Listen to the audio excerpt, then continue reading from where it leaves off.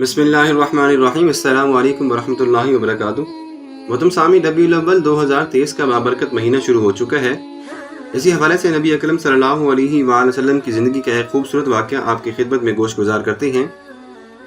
حلیمہ اپنے ننھے بچے کو گود میں لیے پریشان بیٹھی ہے۔ بچہ مسلسل روئے جا رہا ہے۔ حلیمہ ہر طرف سے اپنے ننھے بچے کو بہلا رہی تھی، مگر وہ چپ نہیں ہو رہا تھا۔ ایسا معلوم ہوتا تھا کہ بچے کو کوئی تکلیف ہے۔ قریبی حضرت حلیمہ سعدیہ رضی اللہ تعالی عنہا کا شوہر حارث بھی پریشان نظر آیا۔ حلیمہ ایک نیک دل اور رحم دل عورت تھی۔ اس کا شوہر حارث بھی ایک محنتی اور ایماندار شخص تھا۔ یہ لوگ ایک چھوٹے سے قصبے میں رہتے تھے، ایک خوبصورت گاؤں میں رہتے تھے، مگر بہت غریب تھے۔ محنت مزدوری کر کے جو کچھ حاصل ہوتا تھا، صبر و شکر کر کے گزارا کر لیتے تھے۔ کچھ عرصے سے بارش نہیں ہونے کی وجہ سے درخت اور پودے بھی سوکھ گئے تھے، جانور بھی پانی سے محروم تھے۔ ایسے میں نہ انہیں خود کھانے کو پانی مل رہا تھا اور نہ ہی ان کے جانوروں کو پلانے کے لیے پانی مل رہا تھا۔ اس وقت بھی حضرت حلیمہ سعدیہ رضی اللہ تعالی عنہا اور حارث کے پریشان ہونے کی وجہ یہ تھی کہ ننھا عبداللہ بھوک کی وجہ سے مسلسل روئے جا رہا تھا۔ گھر میں جو اونٹنی تھی، بھوکی ہونے کی وجہ سے اس میں بھی بوند دودھ حاصل نہیں ہو رہا تھا۔ حارث کو پریشان دیکھ کر حلیمہ نے کہا کہ فکر نہ کرو، صبح ہم لوگ شہر جائیں گے اور کچھ نہ کچھ بندوبست ہو ہی جائے گا۔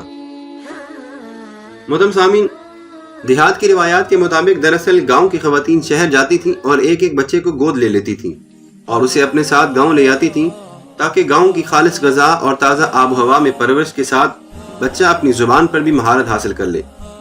اگلی صبح سویرے حضرت حلیمہ سعدیہ رضی اللہ تعالی عنہا نے سفر کے لیے اپنا سامان لیا اور ننھے عبداللہ کو گود میں لے کر اپنی سرمائی رنگ کی گدی پر سوار ہو گئی۔ 10 خواتین اور مردوں پر مشتمل یہ قافلہ شہر کی طرف روانہ ہوا۔ حضرت حلیمہ سعدیہ رضی اللہ تعالیٰ عنہ کی سواری بھوکی ہونے کی وجہ سے لاغر ہو گئی تھی اور اتنا آہستہ چل رہی تھی کہ قافلے والے کافی آگے نکل جاتے اور رک کر حضرت حلیمہ سعدیہ رضی اللہ تعالیٰ عنہا کا انتظار کرنے لگ جاتے۔ حلیمہ اور حارث رضی اللہ تعالیٰ عنہم بہت خاموشی سے سفر کر رہے تھے۔ اسی طرح سفر کرتے کرتے وہ لوگ شہر پہنچ گئے۔ ہر کسی کی خواہش تھی کہ وہ کسی بڑے گھرانے کے بچے کو گود لے، مگر ہوا یوں کہ پہلے پہنچ جانے کی وجہ سے ساتھی عورتوں نے اپنے اپنے مطلب کے گھر تلاش کر لیے تھے۔ حلیمہ کے پہنچتے پہنچتے صرف ایک بچہ رہ گیا تھا۔ وہ ایک یتیم بچہ تھا جسے تمام ساتھی خواتین نے نظر انداز کر دیا تھا، کیونکہ بچے کا باپ وفات پا چکا تھا۔ بوڑھے دادا عمر کے اس حصے میں تھے جب زیادہ زندہ رہنے کی امید نہیں تھی، اور جہاں تک والدہ کا تعلق تھا تو وہ بھی کچھ زیادہ مالدار نہیں تھی۔ اس بچے کی وراثت میں کوئی بہت مال و دولت بھی نہیں تھا۔ غرض یہ کہ ایک طرف یہ غریب ترین بچہ تھا اور دوسری طرف غریب ترین دائی بھی موجود تھی۔ تمام عورتوں کو بچے مل گئے اور وہ روانگی کی تیاریاں کرنے لگی۔ ایسے میں حضرت حلیمہ سعدیہ رضی اللہ تعالی عنہا نے اپنے شوہر سے مشورہ کیا کہ اپنے ساتھیوں کے ساتھ بچہ لیے بغیر واپس جانا مناسب نہیں ہے، اس لیے اس یتیم بچے کو گود میں لے آتی ہوں۔ شوہر نے جواب دیا، جیسا چاہو کرو، کیا معلوم کہ اللہ تبارک و تعالیٰ اس کے ذریعے ہم پر رحمت نازل کر دے۔ حلیمہ سعدیہ رضی اللہ تعالی عنہا اسی وقت واپس بچے کے دادا کے پاس گئیں اور ان سے ان کے بچے کو مانگا۔ دادا نے بچے کی والدہ کے پاس حلیمہ کو بھیج دیا۔ حلیمہ نے جو بچہ کو دیکھا تو وہ عام بچوں میں بہت زیادہ خوبصورت تھا۔ انہوں نے بچے کو گود میں لے کر اسے پیار کیا اور گود میں لیے اسے اپنی سواری کے پاس لے گئیں۔ واپسی کا سفر شروع کیا۔ ابھی کچھ ہی دور چلے تھے کہ ساری عورتوں کی آوازیں آئیں، ذرا آہستہ چلو، ہمارا بھی خیال کرو۔ اے حلیمہ، کیا یہ وہی سواری نہیں تھی جس پر تم شہر آئی تھی اور جسے ایک قدم چلنا بھی مشکل لگ رہا تھا؟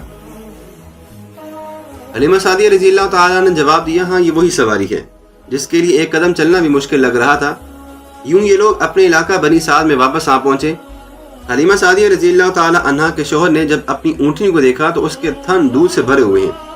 انہوں نے اس کا دودھ دویا، اسے خود بھی پیا، حلیمہ کو بھی پلایا اور حلیمہ کے بچے اور اس یتیم بچے کو بھی۔ اس کے بعد تمام جانوروں کو چرنے کے لیے میدان میں چھوڑ دیا، مگر بارش نہ ہونے کی وجہ سے ہر جگہ سوکھی پڑی تھی، نہ کہیں سبزہ نہ کہیں پانی کی ایک بوند تھی۔ جانوروں کو ٹھیک طرح سے چارہ نہ ملنے کی وجہ سے وہ سارے کے سارے بیچارے لاغر ہو رہے تھے۔ ان میں سے کوئی بھی ایک قطرہ دودھ نہیں دے رہا تھا۔ مگر یہ کیا؟ لوگوں نے حیرت سے دیکھا کہ حارث کی بکریاں بھی انہی جانوروں کے ساتھ گئی تھیں اور انہی میدانوں میں گئی تھیں جہاں دوسرے جانور گئے تھے، لیکن دوسرے جانوروں کے برعکس ان بکریوں کے تھن دودھ سے بھرے ہوئے تھے، پیٹ چارے اور پانی سے بھرے ہوئے تھے۔ یہ ایک دن نہیں ہوا، دوسرے دن بھی یہی ہوا۔ آخر تیسرے دن یہ لوگ ایک دوسرے سے بول پڑے کہ تم اپنے جانوروں کو اسی جگہ کیوں نہیں بھیجتے جہاں پر حضرت حلیمہ سعدیہ رضی اللہ تعالی عنہا اور حارث کے جانور جاتے ہیں۔ مگر انہیں یہ معلوم نہیں تھا کہ یہ چراگاہ کا کمال نہیں ہے، یہ بچہ عام بچوں کی نسبت اچھی صحت اور مضبوط جسم کا مالک بھی تھا۔ 9 ماہ میں ہی بہت صاف گفتگو کرنے لگا تھا۔ محترم سامعین، جب 2 سال مکمل ہو گئے تو بچے کو وہاں کے قاعدے کے مطابق حلیمہ اور حارث اس کی والدہ کے پاس لے گئے اور خواہش ظاہر کی کہ بچہ کچھ اور عرصہ ہمارے ساتھ رہنے دیجیے تاکہ شہر کی بیماریوں اور وہاں بلاؤں سے محفوظ رہ سکے۔ دراصل دونوں میاں بیوی بچے سے محبت تو کرتے ہی تھے، ساتھ ہی اپنی ساری خوشحالی کا سبب بھی اس بچے کو سمجھتے تھے۔ بچے کی والدہ پہلے تو راضی نہیں ہو رہی تھی، مگر بار بار اصرار کرنے پر وہ راضی ہو گئی اور وہ دونوں میاں بیوی بچے کو واپس لے کر اپنے قبیلہ بنی سعد میں واپس آ گئے۔ مگر کچھ ایسا واقعہ پیش آیا کہ حلیمہ اور حارث ایک دم گھبرا گئے۔ انہوں نے فیصلہ کیا کہ بچے کو جتنی جلدی ممکن ہو سکے اس کی والدہ تک پہنچا دیا جائے۔ بچے کو ماں کے پاس لائے تو حلیمہ نے بہانہ کر کے بچے کو والدہ کے پاس کرنا چاہا، لیکن انہیں اس بہانے سے تسلی نہ ہو پائی اور اصل وجہ حلیمہ کو بتانی ہی پڑی۔ ابھی بچہ اپنی ماں، چچاؤں اور پھوپھیوں کے درمیان رہ رہا تھا۔ چند سال بعد والدہ کا سایہ بھی اٹھ گیا۔ اب دادا اس کا اور بھی زیادہ خیال رکھنے لگے اور ان کی محبت پہلے سے زیادہ بڑھ گئی تھی، مگر دادا دن بدن کمزور ہو رہے تھے اور ضعیفی بھی بڑھ گئی تھی، اور یوں ایک دن دادا بھی اپنے لاڈلے پوتلے کو چھوڑ کر اس دنیا سے ہمیشہ کے لیے چلے گئے۔ اب اس معصوم بچے کو اس کے چچا جان اپنے بچوں سے زیادہ محبت کرنے لگے۔ چچا جان کی آمدنی تو بہت تھوڑی تھی، وہ بکریاں پال کر وقت گزارا کیا کرتے تھے۔ بچے کو بکریوں کی نگرانی کے لیے ساتھ لے جاتے اور یوں ننھا بچہ اب 9 سال کا ہو گیا تھا۔ ایک دن سوداگروں کا ایک قافلہ شام جا رہا تھا۔ چچا اور ان کا یہ معصوم بھتیجا بھی اسی قافلے کے ساتھ چلے گئے۔ راستے میں جہاں قافلے کے کچھ لوگ آرام کرنے لگے، ٹھیک اسی جگہ ایک عیسائی عبادت گاہ بھی تھی، جہاں ایک عیسائی عبادت گاہ کا نگران بھی موجود تھا، جسے راہب کہتے ہیں، جو ان تمام دستاویز کا محافظ بھی ہوتا تھا جو نسل در نسل اس عبادت گاہ میں چلی آ رہی تھی۔ یہ راہب بھی ان دستاویز میں اور ان کی بیان کی گئی باتوں سے بخوبی واقف تھا۔ اب جب یہ قافلہ جس میں یہ دونوں چچا بھتیجا بھی موجود تھے عبادت گاہ سے ذرا فاصلے پر آ کر ٹھہرے تو راہب نے قافلے پر ایک نظر ڈالی اور ایک دم ہی چونک پڑا، کیونکہ جب وہ دور سے قافلے کو آتا دیکھ رہا تھا تو اسے ایک بادل کا چھوٹا سا ٹکڑا اس قافلے کے اوپر سایہ کی ہوا نظر آنے لگا۔ اس نے بعد اسے اتفاق سمجھا، مگر اب قافلہ بالکل رک چکا تھا اور مختلف درختوں کے سائے میں قافلے کے لوگ آرام کر رہے تھے۔ ایسے میں ایک درخت کے اوپر بادل کا ٹکڑا بھی ٹھہر گیا تھا۔ یہ دیکھ کر راہب، جو پہلے ہی بڑی دلچسپی سے قافلے کو آتا دیکھ رہا تھا، اب ایک دم ہی چونک گیا اور پھر اس عیسائی راہب کے تجسس نے مزید اس کو پکڑا، جو کہ اس کے ذہن میں ایک تجویز بھی دے گیا۔ راہب نے قافلے والوں کو کھانے کی دعوت پر بلایا اور کہلوایا، میری خواہش ہے کہ تم میں سے ایک جوان، ایک بوڑھا یا غلام آزاد میرے یہاں کھانے کے لیے آئے۔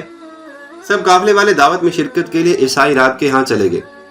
جیسے جیسے لوگ عبادت گاہ کے اندر داخل ہو رہے تھے، عیسائی راہب ہر ایک کے چہرے کو غور سے دیکھتا، لیکن جو بات وہ ان لوگوں میں تلاش کرنا چاہ رہا تھا وہ اسے نہیں مل رہی تھی۔ غالباً تمام لوگ نہیں آئے تھے۔ راہب کو خیال آیا، میں نے کہا تھا کہ کسی کو چھوڑ کر مت آنا۔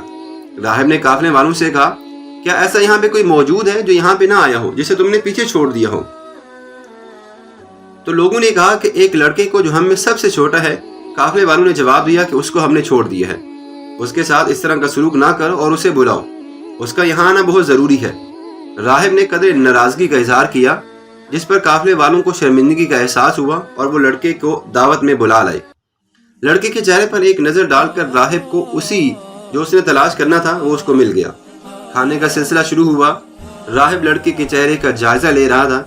کھانے کا سلسلہ ختم ہوا تو راہب کم عمر مہمان کے پاس بیٹھ گیا اور مختلف سوالات کرتا رہا۔ نوعمر لڑکا بڑے مناسب اور صاف گوئی سے جواب دیتا رہا اور کسی قسم کی جھجک محسوس نہ کی۔ اس نے اس کے بعد کندھے سے اتار کر پیٹھ دیکھنے کی خواہش کی۔ اسے بچوں کی باتوں سے یقین تو آ گیا تھا، مگر مطمئن ہونا چاہتا تھا۔ بچے کی پیٹھ پر نشان دیکھنے کے بعد راہب نے اس کے چچا سے سوال کیا، بچے سے تمہارا کیا رشتہ ہے؟ چچا نے چونکہ اپنی اولاد سے بھی بڑھ کر اس کی پرورش کی تھی، اس لیے اس نے جواب دیا، یہ میرا بیٹا ہے۔ یہ تمہارا بیٹا نہیں ہے، راہب نے پورے یقین سے کہا۔ یہ ممکن ہی نہیں ہے کہ اس کا باپ زندہ ہو۔ یہ میرے بھائی کا بیٹا ہے، چچا نے جواب دیا۔ پھر اس کا باپ کہاں گیا؟ راہب نے ایک اور سوال چچا سے کیا۔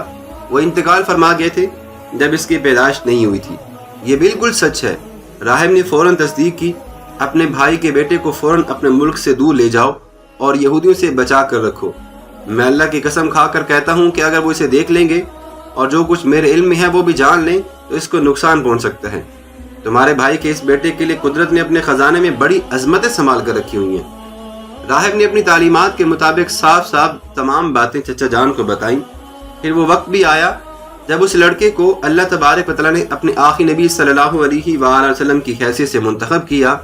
جی ہاں محترم سامعین، یہ تمام واقعے ہم بیان کر رہے تھے جس میں ایک بچے کے بارے میں ہم بات کر رہے تھے جس کو حضرت حلیمہ سعدیہ رضی اللہ تعالی عنہا یتیم بچہ سمجھ کر اپنے پاس لے آئی تھیں۔ یہ محمد صلی اللہ علیہ وآلہ وسلم ہمارے پیارے نبی تھے جنہوں نے اپنی تمام زندگی اس فرض کو انجام دینے میں لگا دی جس کے لیے اللہ تبارک و تعالیٰ نے انہیں بھیجا تھا، اور یہ بھی ذمہ داری ہمارے کندھوں پر موجود ہے کہ ہم نے نبی اکرم صلی اللہ علیہ وآلہ وسلم کے اس مشن کو آگے بڑھانا اور آگے پھیلانا ہے۔ محترم سامعین، ماہ ربیع الاول کا مبارک مہینہ شروع ہو چکا ہے۔ زیادہ سے زیادہ اس مہینے میں حضور اکرم صلی اللہ علیہ وآلہ وسلم کی سیرت کو پڑھیں، سمجھنے کی کوشش کریں۔ آمین۔